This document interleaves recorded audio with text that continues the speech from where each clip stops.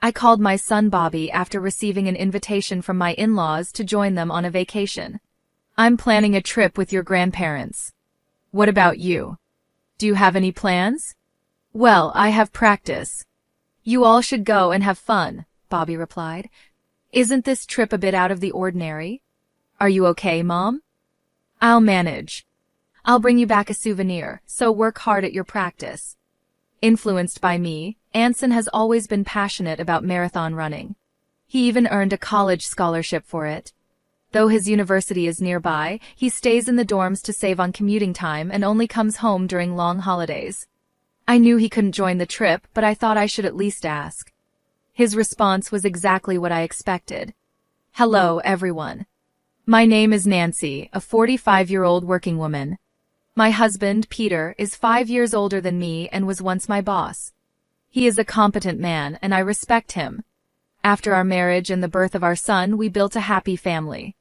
Yet somewhere along the way, our relationship began to break down. The root cause was my husband's parents, especially his mother, who had a problem with me from the moment we got married and has been bullying me ever since. In the beginning, Peter would stand up for me because we lived far away from his parents. We seldom met them and managed to get by. But when our son, who loves marathoning, wanted to attend a high school near my mom's, things changed. The reason he got into running was me. I used to run marathons and still do occasionally. It made me happy to see him take an interest in running just like me. So I convinced Peter to move closer to the high school my son wanted to attend. Peter applied for a transfer at work for our son's sake, and we moved. My son was recommended for his university from this high school, so I think it worked out well.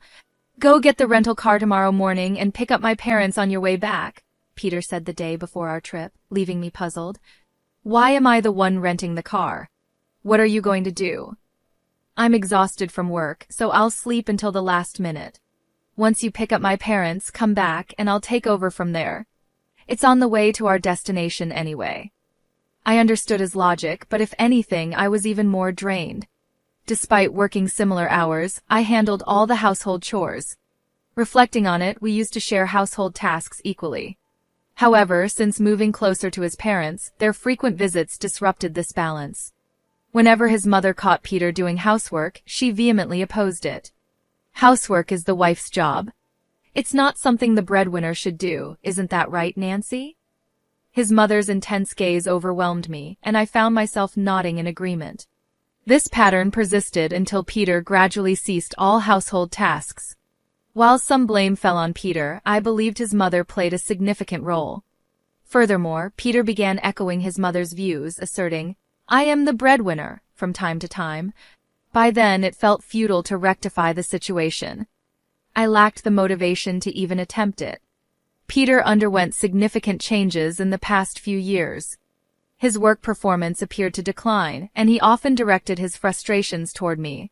However, I found that arguing back only led to more trouble, so I chose to accept the situation. It seemed like the least stressful way to live.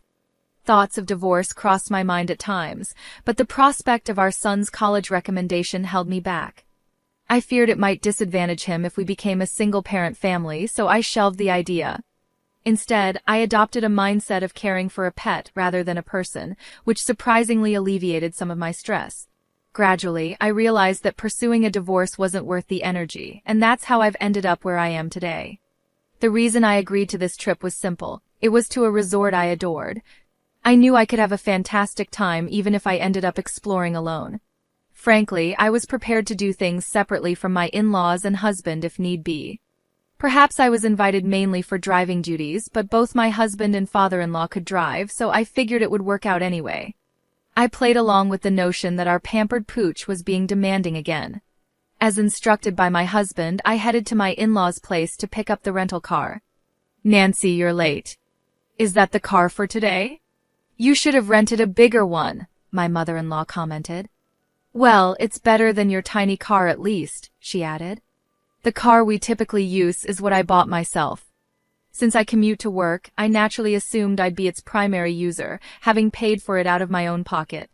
We don't venture out of town often, and I figured a compact car would suffice. Besides, I was smitten with its interior design and color, so I made the purchase.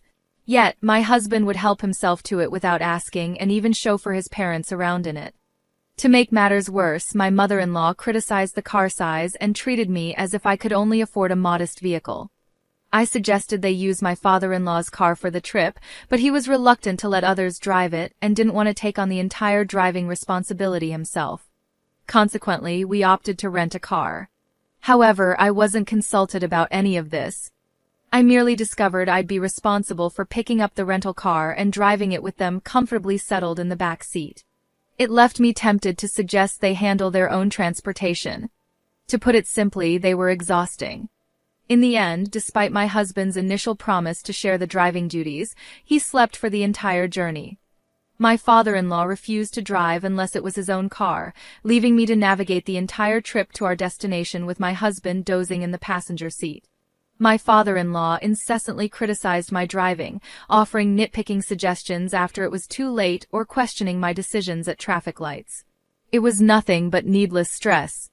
Adding to the chorus, my mother-in-law chimed in, disparaging my driving skills. I found it particularly irksome to be critiqued by someone who couldn't drive herself, especially. When compared to my father-in-law, who had been involved in numerous accidents, my mother-in-law stubbornly insisted he was merely unlucky and a proficient driver, despite suggestions for him to relinquish his license. Well, I had no desire to be chauffeured by him anyway.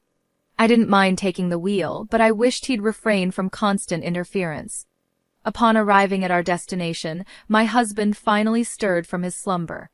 Exhausted from a day spent in the car, we obliged my in-laws' suggestion to unwind at the hotel, opting to forego any outdoor activities.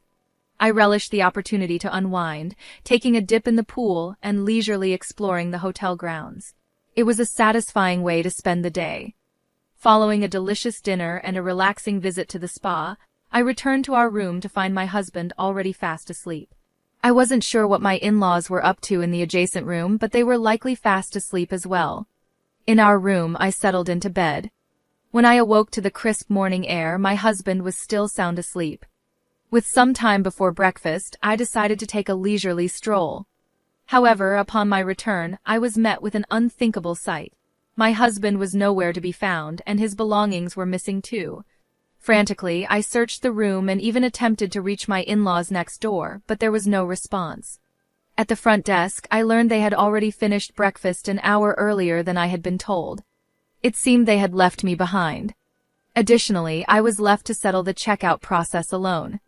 Was my mother-in-law's offer to cover our stay just a ruse? Left with no alternative, I settled the bills for both rooms and departed the hotel, only to find there was no car awaiting me. Lost in contemplation about my next move, my phone suddenly rang. It was my mother-in-law. Where are you now?"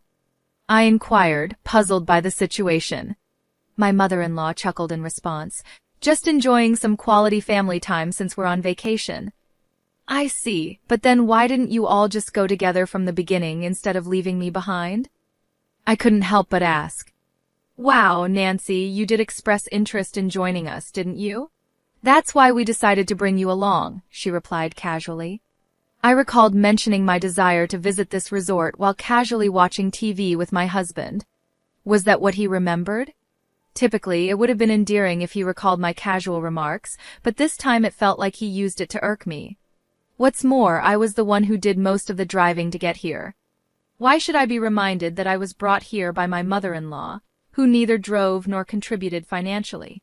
Beyond anger, all I could do was sigh. "Fine, then. Let's go sightseeing as a family and head home afterward. You can do some sightseeing too, Nancy, and then return. We're not sure how you'll get back, but you're quite adept at marathons, aren't you?" "Just run back," my mother-in-law taunted, her laughter fueling my frustration. "If Peter is driving, put me on speakerphone so he can hear me," I demanded, my anger boiling over. As soon as I made the request, it seemed my mother-in-law transferred the call, and my husband's voice filled the line. "Good morning. You were eager to come here, weren't you? Take it easy today, but remember we have laundry from the trip to tackle. Make sure it's washed by tomorrow morning," he chimed, sounding cheerful. Any warmth I once felt for him had dissipated. "Do your own laundry," I retorted sharply. "Hey, that's not a nice way to speak." As the breadwinner, I'm advising you to relax today. You should be thanking me, he replied. Oh, the breadwinner. Don't worry, this will be the last time we see each other. Well, you've mostly seen me asleep, I countered, my tone laced with finality. What do you mean? He asked, clearly puzzled. We need to head back home today. There's laundry and house cleaning waiting for us, my husband declared. Yeah, that's exactly why I'm not going back, I responded firmly. What do you mean? His voice quivered with uncertainty. I'm filing for divorce. Remember 6 months ago when you told me you met your soulmate, your childhood friend, and you were planning to marry her? The one who moved back to your hometown after her divorce? I reminded him, feeling a surge of emotion. It had been about 6 months since I confronted my husband, sensing something was amiss, and he confessed he had reconnected with his childhood friend and believed she was his true love. He wanted to divorce me and marry her to support her and her child as a single mother. He handed me the pre-filled divorce papers, but I couldn't bring myself to agree to end our marriage. We didn't speak for days afterward until he realized he needed my help with household chores. Eventually, he asked me to forget his previous words, but I couldn't simply disregard them, and I began gathering evidence of his infidelity. I found myself pondering whether Peter had orchestrated this trip to win me over. The conversation we had occurred roughly 3 months ago, shortly after I quit my job. As I voiced my thoughts, I could hear the surprise in my in-laws' voices on the other end of the speakerphone. It seemed this was the first they were hearing about their son's job resignation. I remember when you announced you were leaving your job. I expressed concern about finding a new one and disagreed with your reasons, didn't I? I continued, recalling the exchange. You were confident in your abilities and assured me you'd land a new job quickly. Yet here we are, and you've only managed to secure a part-time position. I can't help but wonder when you'll find something more stable. As Peter remained silent while driving, I seized the moment to lay out my thoughts. I've been visualizing you as a dog to cope with the stress, but then I realized I might as well get a real one, I declared firmly. So I'll be filing the divorce papers. Enjoy your family vacation. My in-laws called out my name in shock. My husband attempted to say something, but I disconnected the call without a second thought, opting to make the most of sightseeing before heading home. I explained the situation to my son over the phone. His response was simple. I told you so. While his reaction was expected, it felt somewhat lighter than I anticipated, given his prior knowledge of the situation. Upon returning from the trip, I chose not to return home. Instead, I kept mine and my son's belongings in a self-storage unit, prepared for any eventuality. Equipped with only the essentials, I made my way to a real estate agency. The sales representative, with whom I had developed a professional relationship and shared drinks on several occasions, greeted me warmly. As a woman of my generation, she was easy to talk to. Over drinks, I had confided in her about my husband and in-laws and asked her to keep an eye out for available properties. That day, I signed a contract for my own place. With the security of my new home, I felt a sense of relief and proceeded to submit the divorce papers at the city hall, where the process proceeded without any issue. Finally, I decided to return the numerous calls my ex-husband had made. Hello, I began, my voice steady. The divorce papers have been accepted. We are now officially strangers. My husband's panicked voice reverberated through the phone. Are you serious about the divorce? I ended things with her. It's just you now. You didn't like me looking at other women, right? Well, now I'm only focused on you. Please come back without any worries.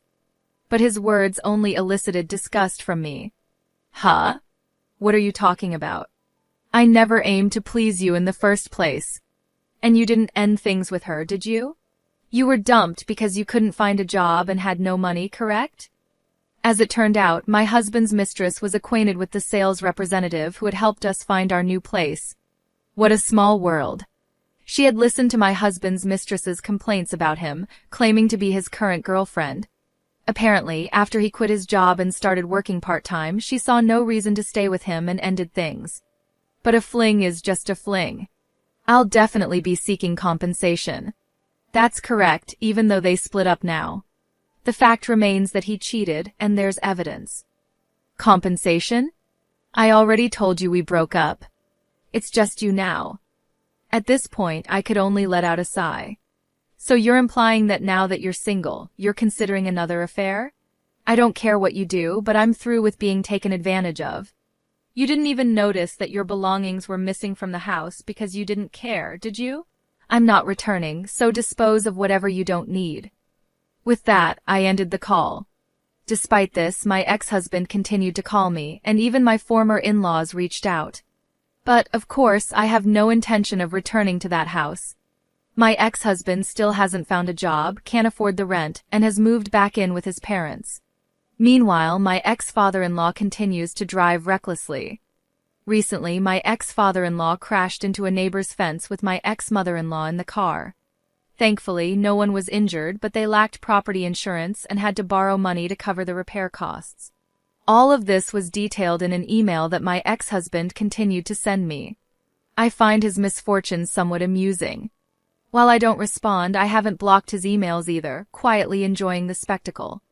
After moving to a pet-friendly property, I welcomed a small dog into my life and discovered that I found more joy in caring for a pet than for people. My son, concerned about my solitude, has begun visiting on weekends, a shift from his previous pattern of only coming during extended holidays. Each day is now filled with fulfillment,